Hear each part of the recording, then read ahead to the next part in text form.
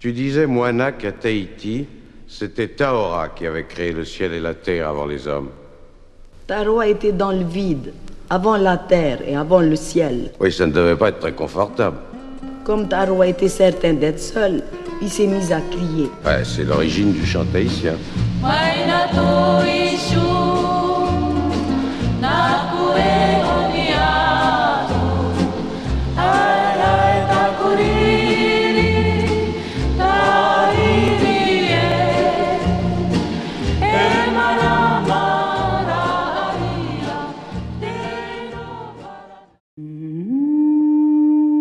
Muséologue, Manouche Le Hartel nous raconte ce que l'on sait des costumes que portaient les Polynésiens du temps des découvreurs. À partir de quelques gravures et textes de l'époque, on découvre un art de l'habillement du costume original.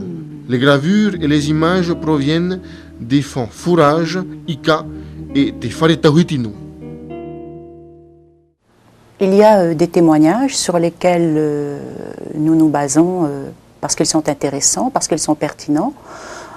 Je parle par exemple des témoignages des voyages du capitaine Cook, puisque ce navigateur était accompagné d'équipes de scientifiques qui avaient donc un œil affûté et qui étaient en mesure de faire des descriptions extrêmement précises et détaillées, et donc fiables.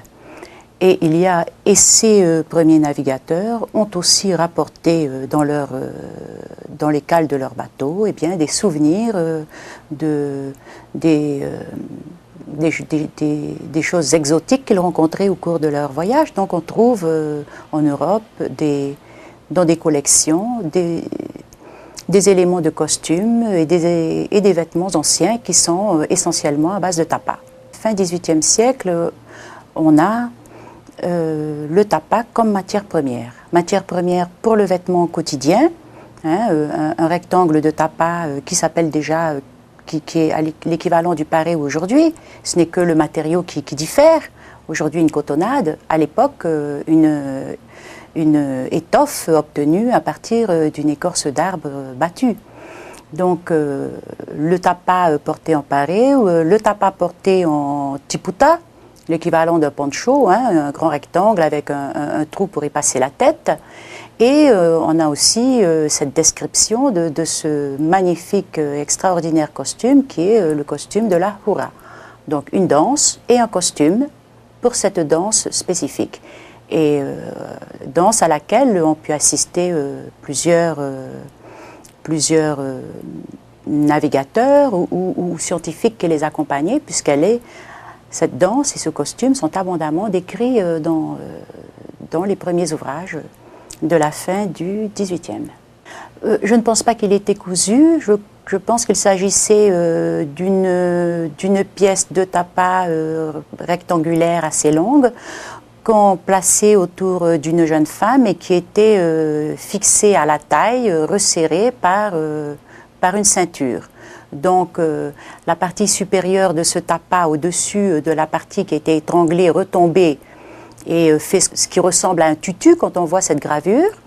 Il devait y avoir une deuxième pièce beaucoup plus étroite, mais toujours rectangulaire et assez longue, et qui, à la manière d'un bandeau, couvrait le buste et était attachée dans le dos avec un grand nœud papillon. Voilà, et puis ce costume est aussi remarquable parce que, pour sa coiffe, qui est décrite comme pouvant être composée de plusieurs centaines de mètres d'une tresse de cheveux humains extraordinairement fine, et cette tresse était enroulée sur elle-même de manière à former une espèce de petit cône, et dans ce petit cône, étaient fixées des fleurs fraîches. Le costume de la hura était blanc, cependant, les bordures du tutu avaient un liseré en couleur, et parfois également la base. Et ces teintures étaient forcément obtenues à partir de teintures végétales. Et autrement, des tiputas anciens en tapa, nous en avons un exemplaire au musée, à Tahiti par exemple, pouvaient être imprimés de motifs végétaux, c'est un peu la caractéristique des îles de la Société, c'est une impression de fougères, de plantes, donc elles sont simplement trempées dans de la teinture et juste appliquées sur le tapa. Mais ce qui a surtout fait la réputation du tapa de Tahiti, c'est sa blancheur et son extrême finesse, apparemment inégalée par ailleurs. Le moré, c'est le travail de l'écorce interne du pourau, et sous forme de longues fibres, hein, qu'on nettoie et qu'on présente sous forme de longues fibres. Le travail de cette fibre est déjà connu à l'époque du contact, à l'arrivée des premiers Européens, puisqu'il y a, elle est dans des collections de musées sous diverses formes. Et il y a aussi un ou deux morés dans certaines collections qui sont répertoriés comme ayant été à l'époque des jupons utilisés comme jupons sous la robe en tapa pour donner du gonflant à cette robe. Bon, toujours est-il qu'au début du 19e, il n'y a pas beaucoup de gravures ou de dessins qui évoquent le moré. On sait qu'avec la plantation d'Atimaono, après les années 50, une main-d'œuvre originaire de ce qui est des îles Ellis et Gilbert, aujourd'hui Kiribati,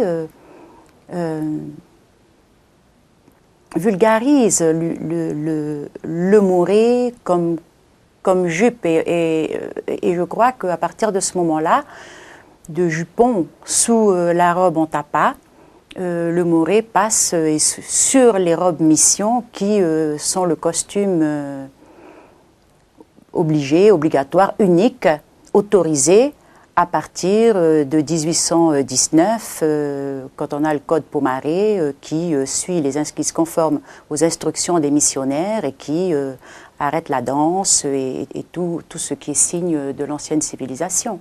La robe mission et la tenue européenne pour les hommes, c'est-à-dire constituée d'un pantalon et d'une chemise, va quand même perdurer jusqu'au début de ce siècle.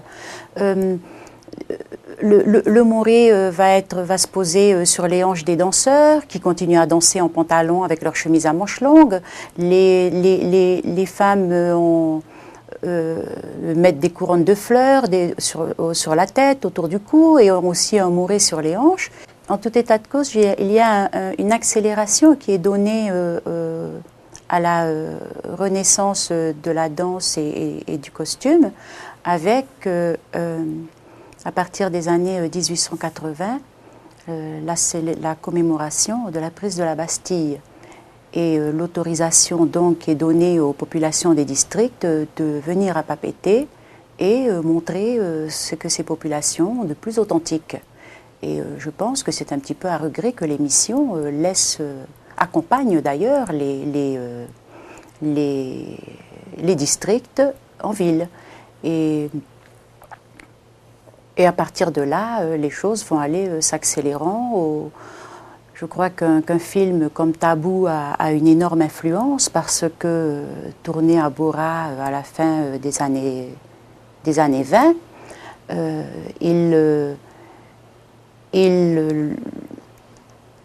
il rend au niveau international il institue internationalement le moré comme étant le costume tahitien. Hein, et la population, les danseurs, les groupes l'adoptent complètement. On enlève petit à petit, la robe mission est abandonnée. Dans les années 40, on a encore des parés et des bustiers en paré avec le moré sur les hanches. Et à partir des années 50, arrive le tapé à titi, le soutien-gorge, d'abord un peu couvrant et qui finit dans les années, en 1960, par être un petit bustier réduit à son strict minimum. Le moré qui était posé sur la robe mission, dans les années 40 et encore au niveau de la taille. Dans les années 50, il passe un tout petit peu sous le nombril. Et maintenant, il est porté très bas sur les hanches, à l'endroit où il peut le mieux souligner le mouvement des hanches des danseuses notamment. La société polynésienne ancienne avait des parures qui étaient absolument somptueuses. Il y en a des exemplaires, quelques-uns au musée Tahiti des îles. et d'autres que nous n'avons pas, mais dans d'autres musées. Les taoumi somptueux, ces espèces de grands pectoraux avec des rangées de dents de requin, des rangées de poils de chien sur les bords, des plumes d'oiseaux aujourd'hui, espèces protégées. Donc, il y avait un culte de la parure, on connaissait la parure, on connaissait les ornements, on travaillait, on sculptait, on gravait l'ivoire des cachalots, d'autres espèces de cétacés, on utilisait les dents de cochon, il y avait des parures, donc les Polynésiens n'ont fait à partir des années 50 que réutiliser tout ce qui faisait partie de leur environnement. Les coquillages, la nacre, il y a de la nacre dans toutes les anciennes parures, dans toutes les collections de musées. Eh bien, il y a une grande coiffe qui est bien illustrée, c'est le faux. Et le faux semble avoir été porté par le chef des grandes pirogues de guerre. Ceci dit, il est aussi évoqué sur un marais. Donc, je crois que personne aujourd'hui ne peut dire si cette belle coiffe était uniquement réservée aux pirogues de guerre ou aussi sur les marais. Toujours est-il qu'il y a des coiffes aujourd'hui qui s'inspirent de ce faux. On utilise du tapa, le peuré, donc qui est la feuille de pandanus séchée est utilisée. Le niau blanc, le bambou, mais toutes ces matières supposent une longue préparation. Le mautini, la liane du potiron, fait une petite fibre magnifique, brillante et luisante, mais qui suppose un grand travail de préparation. Le paré les cotonnades remplacent très rapidement le tapa. Dès qu'il y a des échanges qui se font couramment entre l'extérieur, entre l'Occident et la Polynésie, dès que sont implantés en Polynésie des missionnaires ou des marins ou des baleiniers, dès qu'il y a une colonie européenne qui est installée ici, eh bien, les premiers bateaux commencent à les fournir en cotonnade. Et les Polynésiens, ils ne sont pas stupides, hein, ils adoptent immédiatement la cotonnade. Les cotons, le tissu en coton qui est d'un usage qu'ils n'ont pas à fabriquer comme le tapa et qui remplace avantageusement le tapa. Donc, le paré qui est aujourd'hui utilisé dans les groupes de danse, en danse, notamment pour les aparima, a une longue histoire. Il succède à la pièce de tapa rectangulaire que les danseurs portaient roulés sur les hanches. Le style du paré tahitien est un paré avec des fleurs, hein, ou des motifs végétaux, de la fougère, des choses comme ça. Et il s'inspire directement des premiers tapas qui étaient caractéristiques de Tahiti. Ils étaient soit tout blancs, mais quand ils étaient décorés, ils étaient uniquement décorés par une impression de végétaux prélevés dans la nature, trempés dans la teinture et appliqués sur ces tapas.